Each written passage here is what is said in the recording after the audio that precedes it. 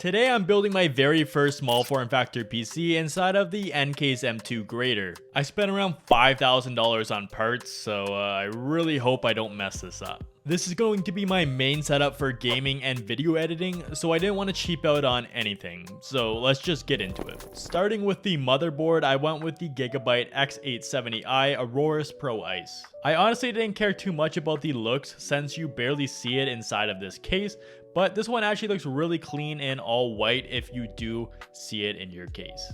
It has pretty decent I/O with a few USB 3.2 ports and some USB-C ports. It also supports 2 M.2 drives, which I really needed for editing. For the CPU, since this is also an editing machine, I went with the Ryzen 9 9950X3D. Yes, it is expensive, so if you're only gaming, you can save a few $100 by going with the 99X3D, which is still really strong for editing too, and offers similar if not better gaming performance. Installing the CPU is simple. I just pulled the lever back, aligned the arrow on the CPU with the one on the socket, placed it in gently, closed the lever, and removed the cover. For storage, my main drive, I'm going to be using a 2TB Samsung 990 Pro. This is my boot drive and where most of my games are going to go.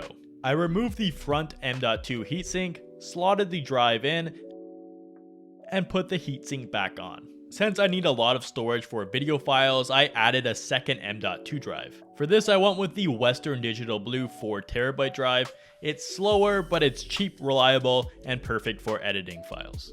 Most ITX boards have the second M.2 slot on the back, including this one, so I flipped over the board, mounted it, and screwed it in with the included screw that comes with the motherboard. For RAM, I'm running 64GB of Corsair Vengeance RGB at CL30 and 6000 MHz.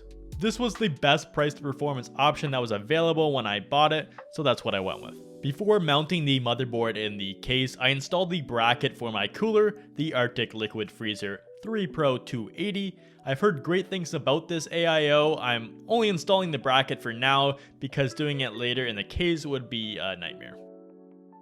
Next, I took out the Asus Prime RTX 5080 to see how everything would fit in the NCASE M2. With this setup, the slim Arctic P14 fans I'm putting in on the bottom will still fit, and I'm going with an inverted GPU orientation for better airflow. If you're also building in the NCASE M2, I recommend installing the standoffs onto the motherboard first. I got this tip from the GOAT himself, Optimum Tech, as I was following his build guide during this video because I had no idea what I was doing. And it made mounting it to the motherboard tray way easier. I attached the back plate of the case to the motherboard tray using 2 medium length M2 screws. Because I am side mounting the radiator on this build, I had to remove this front panel piece. Also, make sure the front panel is installed the right way. There is a small M on the bottom left of the grill, so just make sure it is in the right orientation. For the PSU, I'm using the Corsair SF850. I attached the PSU bracket included with the case, then mounted the power supply about 8 holes down from the top of the case with the fan facing outward, just for better airflow. But that's the nice thing about this case, as you can mount anything wherever you want in it. Next, I connected the case's power button cable to the motherboard. This did take me a bit of time as ITX boards hide things in weird places, so definitely check your manual, as I couldn't find it for a little bit because I don't really build that many PCs. Then I plugged in the 24-pin cable to the motherboard and immediately cable managed with twist ties, as I figured doing this later would be kind of a pain, so I wanted to cable manage as soon as I plugged things in. I installed the CPU 8-pin cable and cable managed that as well. To install the GPU, I removed the rear bracket from the case. I found it a lot easier to install the GPU with the power cables already plugged into it. When I first tried installing it without the cables plugged in earlier, it was almost impossible for me to reach the PSU afterwards. Once the GPU was seated into the PCIe slot, I put the bracket back on. At first I used the wrong screws, but the medium length M.2 screws ended up being the ones that fit for me. Probably still didn't use the right screws, as I heard you're supposed to use washers and stuff for it, but I mean, it's working for me, so I don't really care. Then I plugged in the power supply cable, tightened everything, and flipped the power supply switch to on so I don't totally regret my life later. At the bottom of the case, I installed 2 Arctic P14 fans as intake.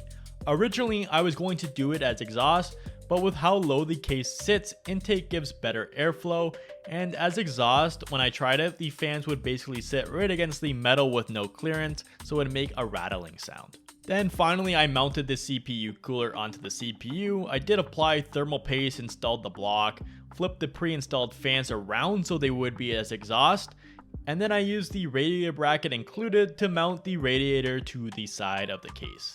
But first I had to reinstall the panel piece I removed earlier and screwed everything into place.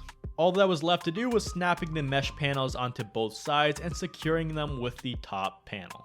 I tested all the games at their highest possible settings and they all performed way better than my other PC did, and the temperatures were around like 60 to 65 degrees Celsius for both the GPU and CPU, which is kind of insane how low that is. Overall, I'm just really impressed with this PC build and how it looks. It's probably one of my favorite looking cases. I'm glad I went with this one instead of a few other options that I had.